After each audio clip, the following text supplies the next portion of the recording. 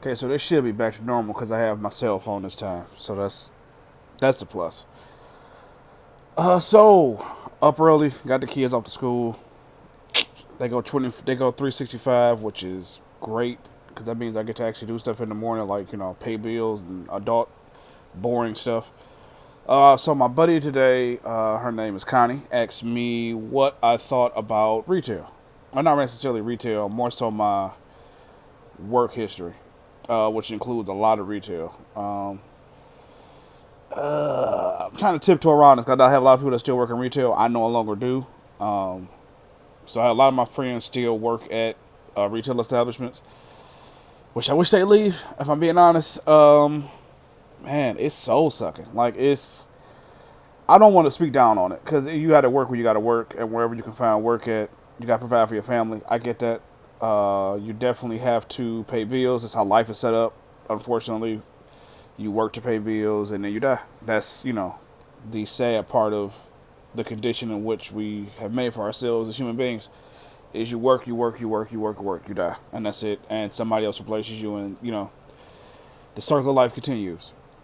I hate to start off this morning so bleak, but that's retail. Like it's, if you can do something different and you want to do something different. I mean, even if it's you want to, let's say start a podcast. Let's say you want to be a veterinarian. Let's say you want to be a pharmacist. Anything you want to be in life, go be that. But definitely, if you can avoid working at retail for a long period of time, for your mental sanity, I would say avoid it like the plague, because it's not. It doesn't love you back. Unfortunately, it's not. It doesn't give you the same love. Well, there's any job really that you work at that you don't. I'm trying to find a way to phrase it. I don't want to sound like I'm pissing on retail because that's how I spent 15 years of my life in retail. So I'm not pissing on retail by any stretch of the imagination. I don't want to even come off like that, but it's soul sucking. It's not. It'll never love you back. That's number one. You, as much as you give, very rarely does it reciprocate. My nose is shiny. Sorry about that. Very rarely does it reciprocate, if at all. It doesn't. It just it's. I'm happier now in security, which you would think would be a higher stress job, but I'm happier now doing security than I was in just about all my years of retail combined. I mean, people are still like. I don't want to say like you're not going to have to deal with people because people are assholes. That's, you can't dodge that. You can't dodge people. People are the worst.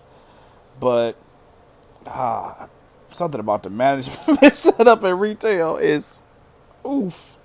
They're so oblivious. They don't go. They don't get it. Like management generally, usually, just about any establishment, except for my current one, uh, don't get don't get it. Like they don't. They're like they're so far removed from when they were on the floor, when they were associates, that they forget how to treat people. That's number one, and that's the main reason I think why retail is getting destroyed now by Amazon and the internet is because why would I go someplace where I see people are miserable and upset, and I get bad service because of it? It's a trickle down effect. Essentially, okay, it's a trickle down effect. So you start with management, then you go from management, middle management, supervisor, associate. It all falls downhill because management, generally people in management want to get ahead. Like that's, I guess, most people at work, anywhere, banks, you name it, they want to get, like that's what you're doing it for, to get ahead, to be top dog. And so with what I've noticed with retail is they don't want to, they somehow can't think, they can't think outside of being managers. That's all their brain is. Once their brain is switched to management mode, that's it. It's no in between. It's the company said that, so therefore that's law. When that's not feasible because life happens, and sometimes rules are meant to be tweaked and not followed because they don't make any sense and they're not practical. Management doesn't see it that way. That's not. They'll never see it that way. You'll get a few managers here in between that get it, quote unquote, but they don't. On the whole, it's just people who want to get to that next step, so that's all they see. That's all they see is where they're trying to go, and so the people suffer because of it. You get people who give their all to a place, sick well they come to work, limping they come to work, can barely stand on the legs. They're falling over all day. They come to work because of fear of letting the store down. And it's like, what? It's a building. Like, it's not real. It's a bunch of brick and mortar that was put up with a bunch of, shitty products that fill the shelves, and people come in and throw their money at it and buy it because they think they need it. Like, that's retail. I hate to bust you out, but that's retail. And I don't care where you are. It could be selling hammers and such. It could be selling clothes and stuff. Whatever. It's something that somebody built to fill full of shit. So suckers come in and spend their money on it when they don't probably half the time even need that stuff, because that's our society. We think we need stuff. I realize the irony of saying that as I talk on the iPhone, whatever. But that's reality. Like, that's how the way our economy is set up. That's the way life is set up. But if you can dodge retail, man, like, if you could do what you feel passionate about.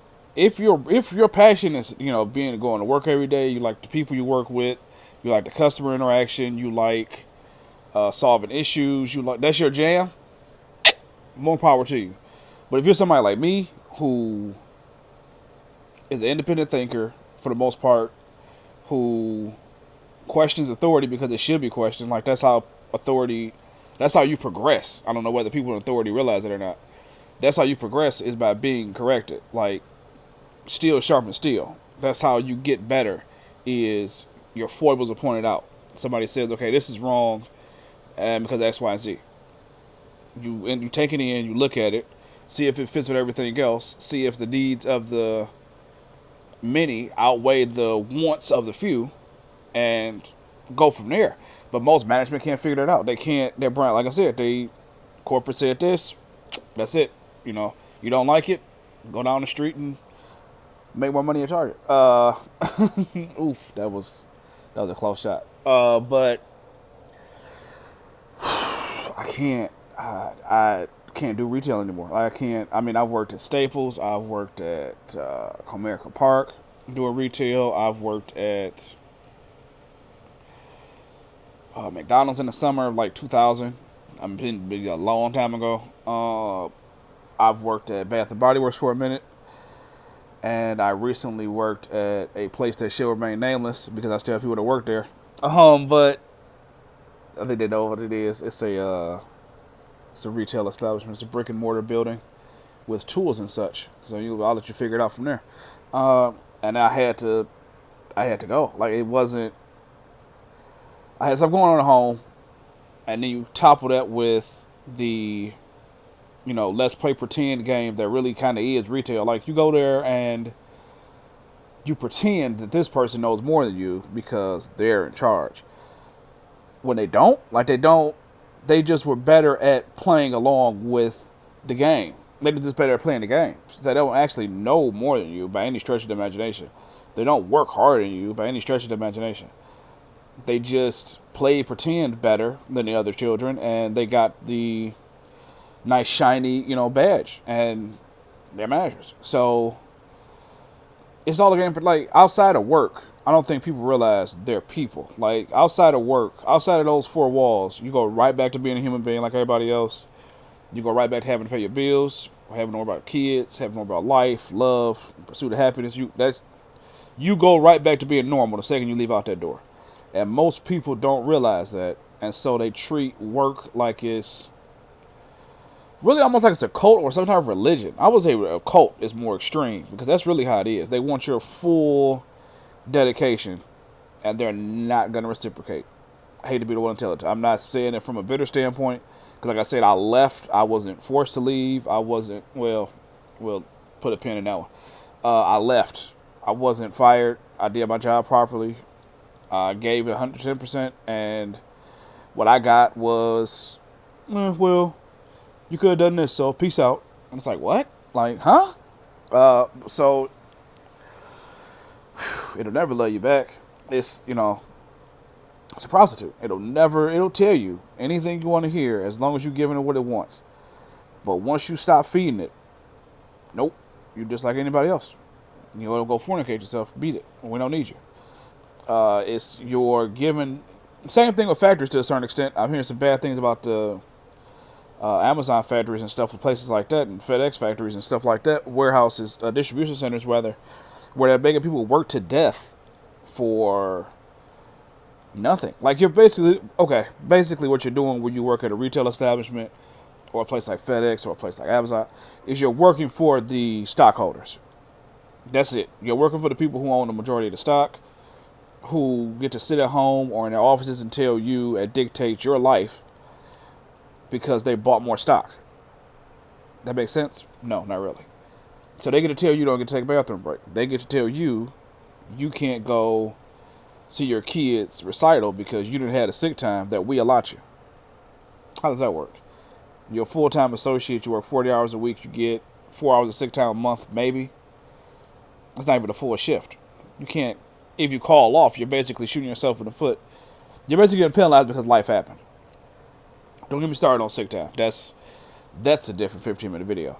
But back to what I was supposed to be talking about, which was my work experience. And my experience was I had to leave retail. I couldn't do it anymore. I couldn't play the game. It was not fun anymore. It started being work. And I realized that, like, this could all fail. Nobody could watch my YouTube videos.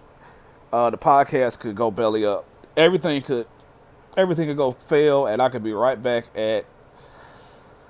I'm not gonna mention the name. I could be right back where I started from, and I'm fine with that because my screen just lit up, and I'm fine with that because I can at least say I tried. And I think that's what people owe themselves. Like most people in retail who feel they can do better, and somebody needs to hear this. I feel like you can do better. You're better than them. You're better than that place.